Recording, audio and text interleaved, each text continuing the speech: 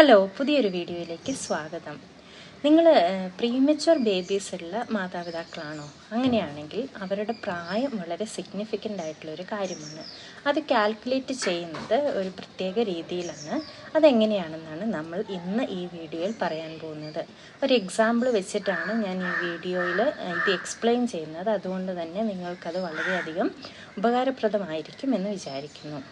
അപ്പോൾ ആദ്യമായിട്ട് premature ബേബീസിൻ്റെ age എന്ന് പറയുന്നത് സാധാരണ ഡേറ്റ് ഓഫ് ബർത്ത് വെച്ചിട്ടല്ല കാൽക്കുലേറ്റ് ചെയ്യേണ്ടത്. നമ്മൾ നോർമലായിട്ടുള്ള ഒരു വ്യക്തിയുടെ അല്ലെങ്കിൽ ഒരു ബേബിയുടെ അതായത് ഫുൾ ടേമിൽ ജനിച്ചിട്ടുള്ള ഒരു ബേബീൻ്റെ വയസ്സെന്ന് പറയുന്നത് നമ്മൾ ആ ഡേറ്റ് ഓഫ് ബർത്ത് വെച്ചിട്ടായിരിക്കും കാൽക്കുലേറ്റ് ചെയ്യുക. എന്നാൽ പ്രീമച്വർ ബേബീസിന് ഒരു 2 തൊട്ട് 3 വയസ്സ് വരെ സ്റ്റാൻഡേർഡൈസ് ആയിട്ട് നമ്മൾ 3 വയസ്സെന്നാണ് പറയുന്നത്. ഒരു 3 വയസ്സ് വരെ പ്രീമച്വർ ബേബീസിന് ഒരു അഡ്ജസ്റ്റഡ് ഏജ് എന്നുള്ള രീതിയിലാണ് കാൽക്കുലേറ്റ് ചെയ്യുക. അത് എങ്ങനെയാണെന്ന് നോക്കാം. അതായത് നമ്മൾ ഒരു ഫോർ എക്സാമ്പിൾ ഞാൻ അമ്മു എന്നൊരു ബേബീനെ എടുക്കുകയാണ്. അപ്പോൾ അമ്മു 28 ആഴ്ചയിലാണ് ജനിച്ചിട്ടുള്ളത് എന്ന് വിചാരിക്കുക. അങ്ങനെയാണെങ്കിൽ നമുക്കറിയാം 40 ആഴ്ചയാണ് ഒരു സാധാരണ ബേബി ജനിക്കുവാനുള്ള ഒരു full term gestational age period എന്ന് പറയുന്നത്. അപ്പോൾ ഈ 40 മൈനസ് 28 എന്ന് പറയുന്നത് 12 വീക്സ് ആണ്. അപ്പോൾ 12 വീക്സ് പ്രീമച്വർ ആയിട്ടാണ് ഈ അമ്മു എന്ന ബേബി ജനിച്ചിട്ടുള്ളതെന്ന് മനസ്സിലാക്കാം. അപ്പോൾ ഇതിനെ നമ്മൾ കറക്ഷൻ ഫാക്ടർ എന്നാണ് പറയുന്നത്. അപ്പോൾ നിങ്ങൾക്ക് നിങ്ങളുടെ പ്രീമച്വർ ബേബീസ് ഏത് വീക്കിലാണ് ജനിച്ചതെന്ന് വെച്ചിട്ട് ഈ 40 മൈനസ് ആ വീക്ക് വെച്ച് നിങ്ങൾക്ക് എത്ര പ്രീമച്വർ ആയിട്ടാണ് നിങ്ങളുടെ ബേബി ജനിച്ചിട്ടുള്ളതെന്ന് മനസ്സിലാക്കാവുന്നതാണ്. അപ്പോൾ ബേബിക്ക് ഇപ്പോൾ 1 വയസ്സായെന്ന് വിചാരിക്കുക. അതായത് ഫോർ എക്സാമ്പിൾ അമ്മു എന്ന ബേബിക്ക് 1 വയസ്സായി എന്ന് വിചാരിക്കുക. അങ്ങനെയാണെങ്കിൽ 12 മാസമാണ് പ്രായം നമ്മൾ ഡേറ്റ് ഓഫ് ബർത്ത് വെച്ച് പറയാം. പക്ഷേ നമ്മൾ ഓൾറെഡി പറഞ്ഞു 12 ആഴ്ച പ്രീമച്വറാണ് നമ്മുടെ അമ്മു എന്ന ബേബി. അതുകൊണ്ട് തന്നെ 12 മാസം, അതായത് 1 മാസം 4 ആഴ്ച കണക്കിൽ നോക്കുകയാണെങ്കിൽ തന്നെ ഈ അമ്മു എന്ന ബേബീനെ നമ്മൾ ഈ 12 വീക്സ് അതിൽ നിന്ന് മൈനസ് ചെയ്യുമ്പോൾ അമ്മു 36 വീക്സ് മാത്രമേ പ്രായമുള്ളൂ എന്നുള്ളത് മനസ്സിലാവും. അപ്പോൾ 36 വീക്സ് എന്ന് പറഞ്ഞിട്ടുണ്ടെങ്കിൽ 9 മാസമാണ്.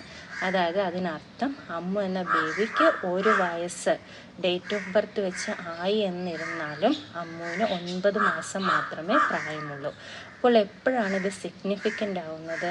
അതായത് നിങ്ങൾ ഡെവലപ്മെൻ്റ് ഡിലേസ് ഇതിനെപ്പറ്റി ചിന്തിക്കുകയാണ്. കുട്ടിക്ക് ഡെവലപ്മെൻ്റൽ ഡിലേ ഉണ്ടാവാനുള്ള സാധ്യതയുണ്ടെന്ന് നിങ്ങൾ കണക്കാക്കുകയാണെങ്കിൽ നിങ്ങൾ ഇങ്ങനെയുള്ള ഒരു അഡ്ജസ്റ്റഡ് ഏജ് വെച്ചിട്ട് വേണം കുട്ടിയുടെ ഡെവലപ്മെൻറ്റിനെ അളക്കാൻ വേണ്ടിയിട്ട്.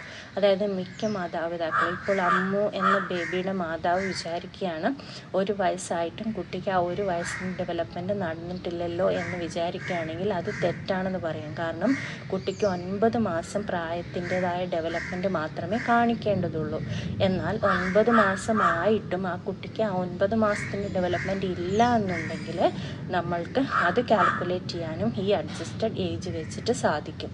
അപ്പോൾ ഇങ്ങനെ നമ്മൾ ഒരു ഡെവലപ്മെൻ്റ് ഡിലേ അല്ലെങ്കിൽ കുട്ടിയുടെ കൃത്യമായിട്ടുള്ള ഡെവലപ്മെൻറ്റ് അറിയുവാൻ വേണ്ടിയിട്ട് നമുക്ക് ഈ അഡ്ജസ്റ്റഡ് ഏജ് കണക്കാക്കാവുന്നതാണ്.